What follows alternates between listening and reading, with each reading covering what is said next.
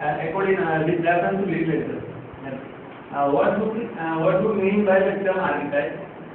A synchronized effort of displaying images, characters, colors, seasons, etc. Synchronized means to combine and to become commonized, make common.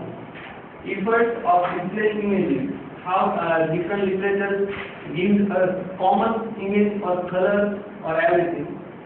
Archetype, according to Carl Jung, an archetype is a figure that repeats itself in the course of history whenever creative fantasy is fully manifested.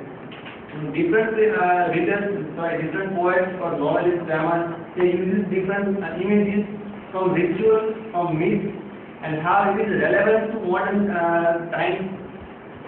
A figure means particular image of color, or we can say character or season, and then repeats itself. It recurs again and again in different literature. Even a poet or novelist don't know that or on another territory, someone uses my image.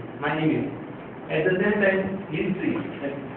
Poet or novelist uses some particular image of color from history. For example, Shakespeare uses a particular story from Plutarch's life, and how he modifies it. That's all about this archetype. The second is mind. Different poets or novelists uses their mind in giving particular image or symbol, and after that, personal experience, what they felt or what they mean by giving image is very important, and after that, common source. A particular poet or novelist uses a particular image and how it becomes common for everyone. That is archetype.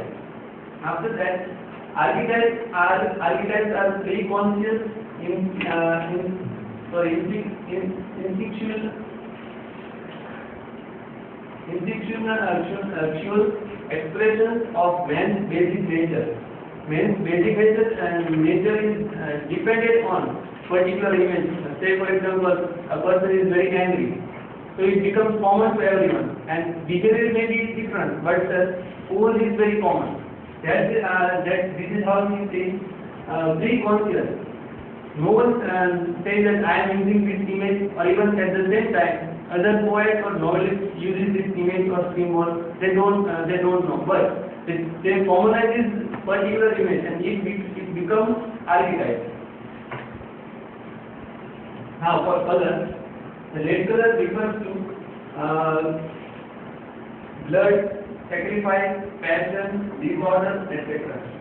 We found these elements, these particular things in Dr. Foster, Uncle Tom Callis.